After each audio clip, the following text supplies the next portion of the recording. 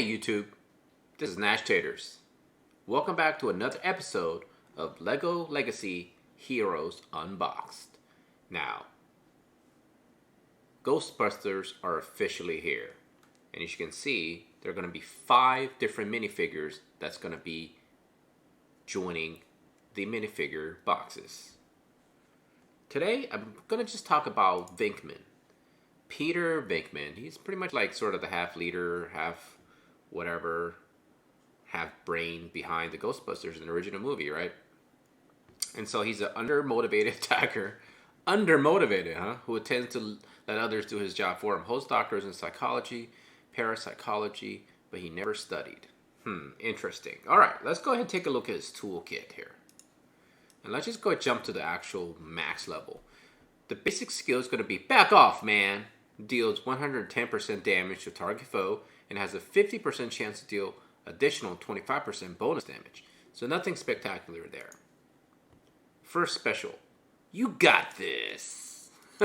This is very flavorful. I'm not going to lie. This is pretty good. Deals 90% damage to target foe and has a 100% chance to call another random Ghostbuster hero to assist for 80% damage. So here we go. Assisting is going to be a big thing, I'm thinking. If there are no other active Ghostbusters heroes, call another random hero to assist for 50% damage. So he works much better with the Ghostbuster squad, but he still can be useful in terms of injecting into other teams. Alright, throw it. Special. Level 5 deals 120% damage to target foe and reduces their pet by 50%. That's pretty good, actually. If the target is spooky or their pep is reduced... Wait, is this proper English? If the target is spooky or their pep is reduced to 0... Oh, never mind, okay. Or their pep is reduced to 0%, inflicts stun for 1 turn. So, he's really good against spooky units. And if an enemy has been reduced to 0%, it stuns them for 1 turn. Wow, that's pretty solid, actually. Let's take a look at the passive. Why worry? Peter, you're funny. Peter's immune to fear. Whenever Peter's attacked and takes damage from a spooky foe, he has a 50% chance to counter. Whenever another magical hero attacks, Peter has a 60% chance to heal 10% of his max health. That's not too bad. So he's a magical, and he's a Ghostbuster, but he's not spooky. Alright, that's pretty good. So let's take a look at Ray.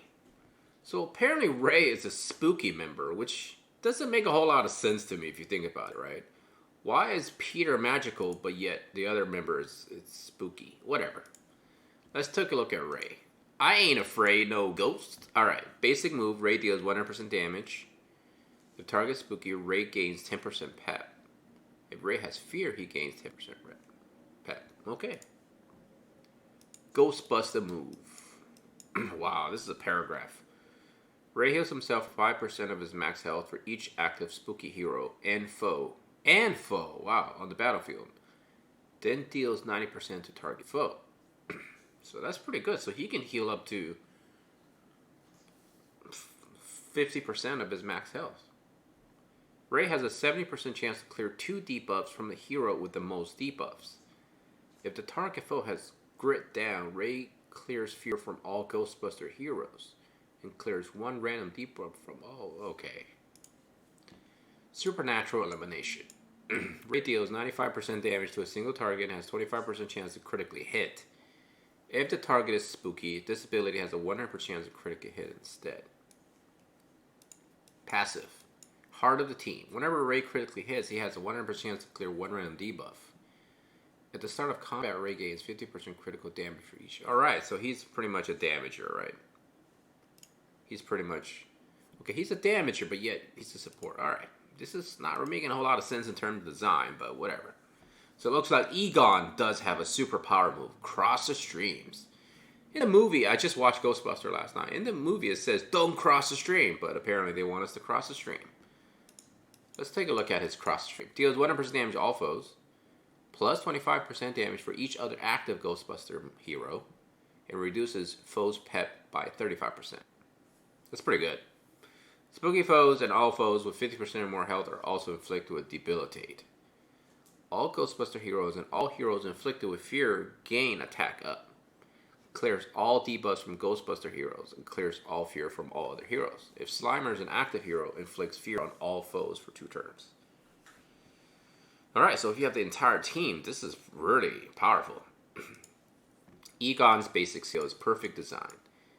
Deals damage, 5% for each foe that has stealth. So this is anti-Ninjago team. If target foe is spooky, bonus damage 10% from each foe that has stealth instead. Wow. Sticky Science deals 70% damage to foe. Each Ghostbuster gets more. Or Techie deals 65% damage to all foes. So this is the AoE. And then who have stealth or they inflict with defense. So yeah, he's hating on some Ninjago. So he actually pretty solid. Even if you inject him into any other team. No eye in Egon. No eye in Egon. Select another target hero. That hero gains prepared. If the hero is a Ghostbuster, they gain critical up to turn. If the hero is spooky, they gain debuff immunity. So this is really solid. So he also gains everything. The target gains. Wow. Okay. He's really powerful. Looks like he's the hero to get. Whenever Egon is attacked by a foe as stealth, he has 30% chance to reduce damage by 50%. Whenever a Ghostbuster hero assists, they heal 5% max health. If they have defense up, they heal for 10%. Okay. Egon is by far the one you want. I think he's a techie too. Yep, there he is. He's a techie.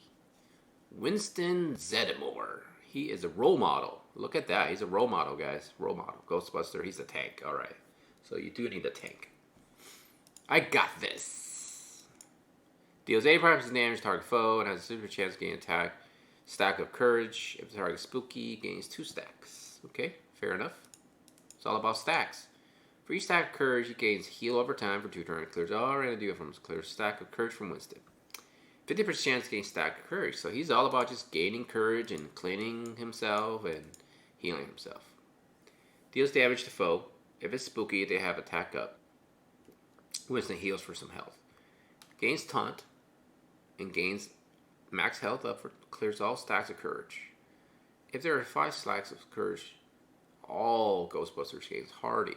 Winston has a pretty chance to regain stacker. Wow, okay. Whenever he gets his attack and takes damage, that damage is reduced by 7% for each stack of courage. Looks like 35%, right? Because he can gain up to 5 stacks of courage. Whenever another Ghostbuster hero assists, they have an 8% chance to gain defense up. So he's nothing special, right? Nothing special, but he does synergize with the Ghostbuster team. Last but not least, let's take a look at Slimer himself. He's spooky, of course. He's an attacker. Let's see what he does. Basic deals 110% damage to target foe. If the foe does not have taunt, Slimer gains attack up. And then can 65% chance to copy 1 random buff from that foe. That's not bad. Steals buff. Well, he doesn't steal, he copies it. I think stealing buff would have been a lot better. If Slimer has health, he loses it. It inflicts fear. Excuse me. Get it? Deals damage to target foe and grants skill up on random Ghostbuster. If the target has fear and 100% or less health, they're inflicted with grit down. Okay. This guy is really high level. Look, 190. I think he's going to be 4 or 5 stars, right? Something like that.